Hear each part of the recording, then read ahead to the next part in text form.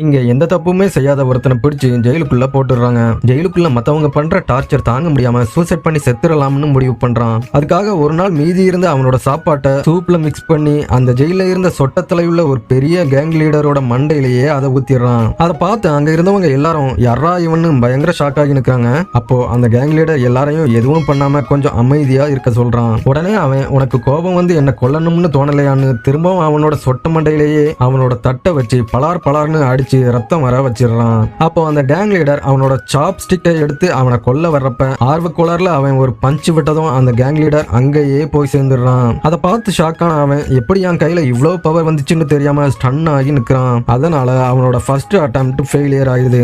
அப்போ அந்த வழியா ரெட் பேட்ஜ் போட்டிருந்த ஒருத்தனை போலீஸ் கூட்டிட்டு போறாங்க. அவன் தான் அந்த ஜெயிலேயே ரொம்ப டேஞ்சரான பெரிய சைக்கோ கில்லர். உடனே இவனை ட்ரிகர் பண்ணா எப்படியும் நம்மளை கொலை பண்ணிடுவான்னு நினைச்சு மெல்ல அவன் பக்கத்துல போயிட்டு அவனோட ஒட்டுமொத்த ஃபேமிலியையும் அசிங்கமா கழுவி ஊத்திட்டு, உனக்கு தைரியம் இருந்தா இப்போ என்ன கொலை பண்றா பாப்போம்னு அவனை தள்ளி விடுறான். இப்போ அவன் நினைச்ச மாதிரியே அந்த சைக்கோ கில்லரும் ட்ரிகர் ஆகி அவனை கொலை பண்றதுக்காக கத்தியை எடுத்துடுறான். உடனே அந்த கில்லரோட கையை பிடிச்சு அவன் கழுத்துக்கிட்ட வச்சுட்டு குத்த சொல்லி மிரட்டுறான். அப்போ அந்த கில்லர் கொஞ்சம் தயங்கினதும், இது வேலைக்காகாதுன்னு, நீ எல்லாம் ஒரு கில்லர் ஆடான்னு அவனோட மொட்டை மண்டையிலேயே பலார் பலார்னு அடிக்கிறான். எல்லாரையும் பயந்து நடுங்க வச்ச அந்த சைக்கோ கில்லரே, யாரா இவன் என்னை விட பெரிய சைக்கோவா இருப்பான் போலையேன்னு நினைச்சு பயந்து அழ ஆரம்பிக்கிறான். இப்போ அவனோட செகண்ட் அட்டெம்ப்டும் ஃபெயிலியர் ஆகிடுது. அதுக்கப்புறம் அவனோட இந்த செயல்களை எல்லாம் பார்த்துட்டு அந்த ஜெயில இருந்தவங்க எல்லாரும் இவனை கண்டாலே பயந்து நடுங்க ஆரம்பிக்கிறாங்க. கேண்டீன்ல ஃபுட்டை சர்வ் பண்றவங்க கூட இவனை கண்டு பயந்து எக்ஸ்ட்ரா ஃபுட்டு வச்சு கொடுக்குறாங்க. அப்போ அவன் சாப்பிட்டுட்டு இருக்கிறப்ப ஜெயில இருந்து தப்பிக்க ட்ரை பண்ண ஒரு கைதியை பிரிசன் கார்டு சுட்டு கொண்டுட்டாருன்னு ஒருத்தன் சொல்றத கேட்கிறான். அதை கேட்டதும் அவனுக்கு சடனா ஒரு ஐடியா தோணுது.